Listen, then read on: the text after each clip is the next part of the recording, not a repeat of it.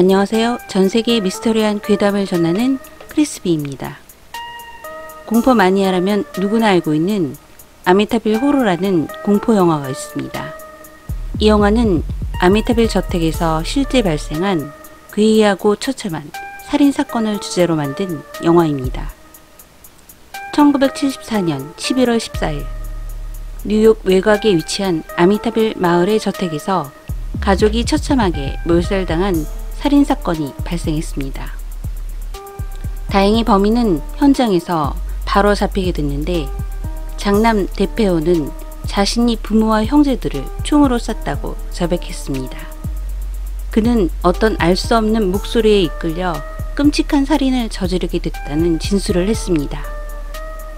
영화에서는 그로부터 1년 후에 이 집에서 한 가족이 새로 이사를 오고 또다시 공포스러운 사건이 재현됩니다. 30년이 지난 현재까지 전 세계에 걸쳐 매우 공포스러운 이야기 중 하나로 알려진 이 충격적인 실화가 담긴 저택 이름이 아미타빌 저택입니다. 유명 괴담 사이트 레딧에서는 저택과 같은 이름의 아미타빌이라는 워터파크의 괴담에 대한 규칙이 게시되어 있습니다. 그 아미타빌 워터파크의 규칙과 이제부터 집에서 어떤 여자를 보게 될 텐데 못 본 척해 You are going to notice a woman in your home. You must know her 라는 제목부터 괴이한 이야기가 있습니다. 내용이 궁금하시다면 구독과 좋아요 부탁드립니다.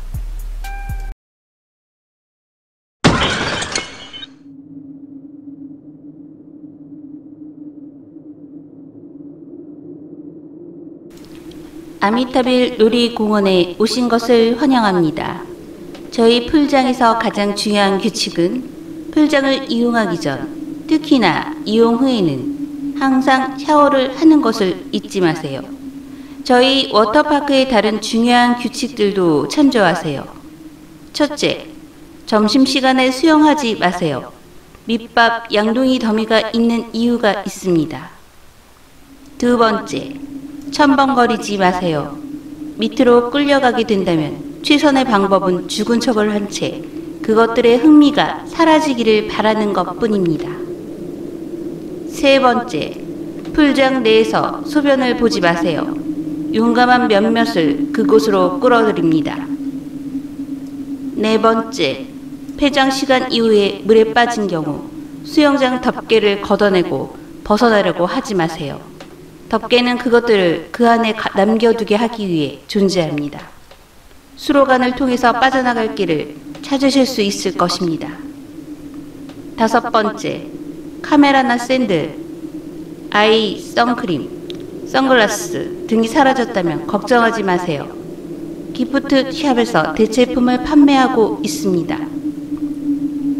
여섯 번째, 파도 푸른 수영장 바닥의 형상을 흐트러뜨리기 위해 특별히 설계되었습니다. 그러니 제발 밑으로 잠수하지 마세요. 그곳까지 갈 수 있을 만큼 숨을 오래 참을 수 있더라도 분명 보신 것을 좋아하진 않으실 겁니다.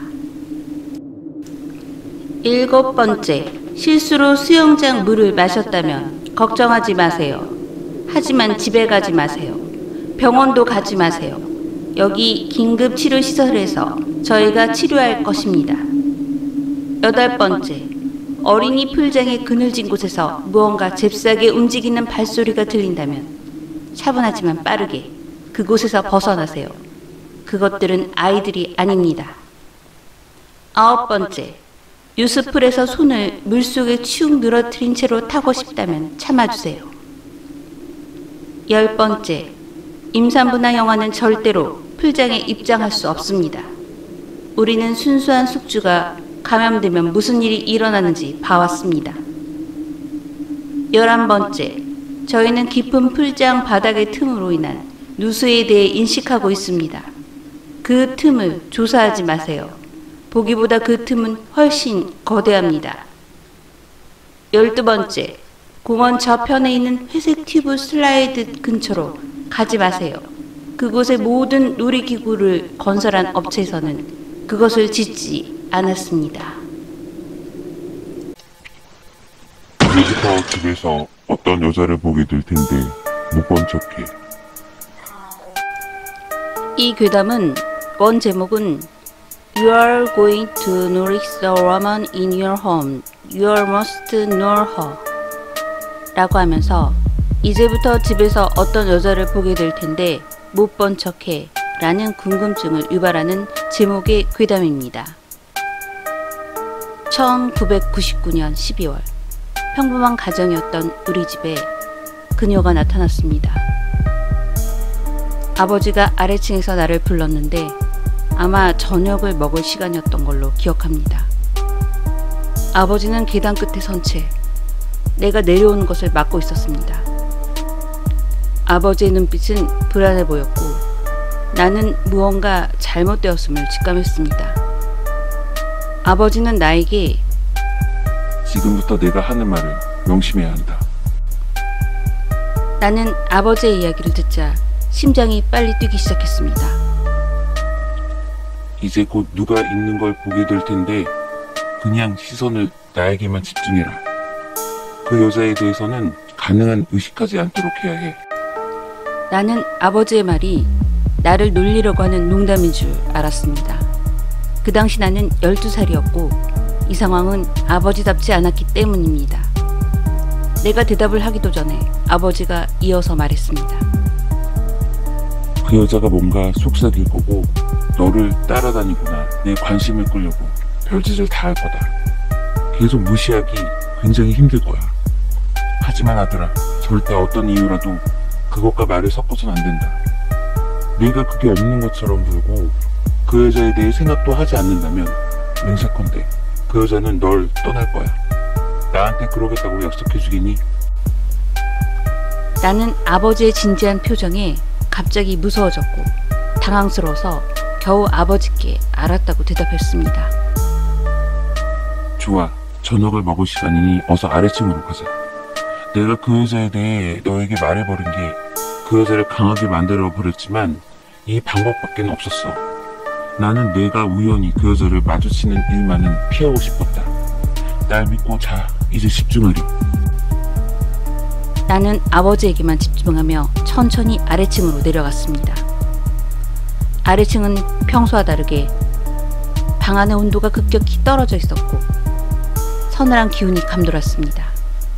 공기 중에 익숙한 듯한 시큼하고 무언가 병들었을 때 나는 냄새가 났습니다. 예전에 집 벽에서 너구리가 죽어서 한동안 집 안에서도 그 냄새를 맡을 수 있던 때가 생각이 났습니다. 아버지와 내가 동시에 식탁에 앉았고 누나는 내 맞은편에 앉아 있었는데 고개를 숙이고 눈앞에 빈 접시를 바라보고 있었습니다. 어머니가 오븐에서 캐서롤을 꺼냈습니다. 눈가에는 울었던 흔적이 역력했습니다. 나는 가족들에게 집중했지만 시야에는 예전에는 보이지 않았던 무엇. 방 구석에 있는 새카만 머리카락에 기분 나쁜 잿빛 피부에 무언가가 눈에 띄었습니다. 부엌의 분위기는 가라앉았고 평소 저녁 시간에 볼 수 있던 웃음도 온기도 찾아볼 수 없었습니다. 누나가 테이블 밑으로 내 무릎을 움켜쥐고는 속삭였습니다. 너도 저 여자 보여? 나는 조용히 고개를 끄덕여 보였습니다. 그때 아버지가 위협하듯이 말했습니다. 조용히. 그 여자가 질척거리는 발소리를 내며 다가왔습니다. 구역질나는 악취가 풍겨왔습니다. 그 여자는 느릿느릿 테이블 쪽으로 와선 누나의 바로 뒤에 멈춰섰습니다. 그리고는 누나에게 바짝 붙어서 선 채 말라 비틀어진 손을 누나의 어깨 위에 올려놓았습니다. 누나는 한껏 움츠러들어 나를 쳐다봤고 나는 황급히 고개를 숙였습니다. 어머니는 저녁을 차리면서 억지로 모든 게 괜찮은 듯 행동했습니다. 유리 식탁 아래로 아버지가 여자에게 어깨를 잡힌 누나가 완전히 겁에 질려 미쳐버리지 않도록 손으로 꼭 잡아주는 것이 보였습니다. 누나는 저녁 내내 그 기분 나쁜 해골 같은 손을 어깨에 올려놓은 채 있어야 했고 그 여자의 입에서 새어나오는 알아듣지 못할 속삭임이 방안을 가득 채우고 있었습니다. 그렇게 끝난 것이 아니었습니다. 우리는 몇 달간 그렇게 살았습니다. 기분 나쁜 손님의 방문에도 최선을 다해서 아무 일도 없는 척하면서 우리가 집을 나설 때도 그 여자는 따라왔습니다. 우리 가족이 차에 타고 있을 때도 그 여자는 길가에 서 있거나 백밀러에 비춰지고 있었습니다. 이 지옥 같은 시간 속에 부모님은 손님을 집으로 초대하지 않았고 우리가 친구 집에 놀러가게 허락하지도 않았습니다. 우리가 그 여자에 대해 말해야만 할 때면 그 여자가 너무 가까이 있지 않는 한에서 우리는 서로에게 귓속말 정도를 할 수 있었습니다. 아버지는 그 여자에 관해 아무에게도 말하지 말 것을 당부했고 그게 관심을 먹고 자라면서 점점 존재감을 보이는 이 여자를 고립시키는 방법이라고 했습니다. 우리가 내린 결론으로 그녀는 일단 한 가정에 머무르며 그녀에 대해 알기 전까진 외부 사람들에게는 보이지 않는 것 같았습니다. 몇 년 뒤 나는 충격적인 사실을 알게 되었습니다. 바로 아버지가 그녀를 불러온 장본인이라는 것입니다. 70년대에 고모가 어떤 일에 연루됐는지는 모르겠지만 그녀와 관련되게 되었고 그 뒤로 그녀가 고모를 따라 집에 살게 된 것 같았습니다. 그리고 1999년 아버지는 근처에 있다가 또 어떤 이유로 그 여자에 대한 생각을 떨쳐버릴 수 없게 되었고 아버지의 인생 그리고 우리의 인생에도 그 여자가 따라붙게 된 것입니다. 우리는 그 여자에 대해 다른 사람들에게는 함구하려 노력했고 이건 우리 인생에서 가장 어려운 일이었습니다. 우리들은 집을 나설 때 다 같이 나가려고 노력했는데 그녀는 그때마다 우리를 따라왔습니다. 우리는 가족들끼리 따로따로 행동하도록 둘 수 없었습니다. 그 일로 가장 힘든 것은 우리가 학교에 가고 아버지가 출근하고 나면 집에 혼자 그 여자와 있어야만 하는 어머니였습니다. 어느 눈이 내리던 2월의 밤이었습니다. 우리가 저녁을 먹고 어머니는 조금 일찍 자러 침실로 올라갔습니다. 그 여자는 부모님 침대에 앉아 있었습니다. 도저히 그녀를 무시하기 힘든 위치에 어머니는 더 이상 참을 수가 없었습니다. 침실에서 어머니가 소리를 지르는 게 들렸습니다. 제발 우리 가족을 내버려둬! 아버지가 어머니를 말리러 다급하게 뛰어 올라갔습니다. 그때가 내가 본 어머니의 마지막 모습이었습니다. 흰 카펫 위에 피가 고인 웅덩이가 남은 것이 전부였습니다. 그 여자는 아직 거기 있었지만 어머니는 피 웅덩이만 남겨둔 채 사라져버렸습니다. 그 충격적인 사건 이후 몇 주간 그 여자는 나에게 속삭여댔습니다. 어머니를 다시 만나게 해줄 테니 자기에게 어떻게 해야 되는지 물어보기만 하라고. 나는 절대로 그러지 않았습니다. 사실 내가 이 이야기를 여러분들에게 털어놓는 것은 당신들이 그 여자에 대해 생각하길 바라기 때문입니다. 18년 만에 처음으로 오늘 아침 나는 그 여자를 다시 보게 됐습니다. 난 내 아내를 잃거나 아이들을 같은 위험에 빠뜨리고 싶지 않습니다. 나는 당신이 그녀의 새카만 머리칼과 회색 피부를 생각했으면 좋겠습니다. 그녀가 당신의 집에 있는 상상을 하기를. 그래서 어쩌면 그녀가 날 내버려 두기를. 당신은 이미 이 일에 연루되었습니다.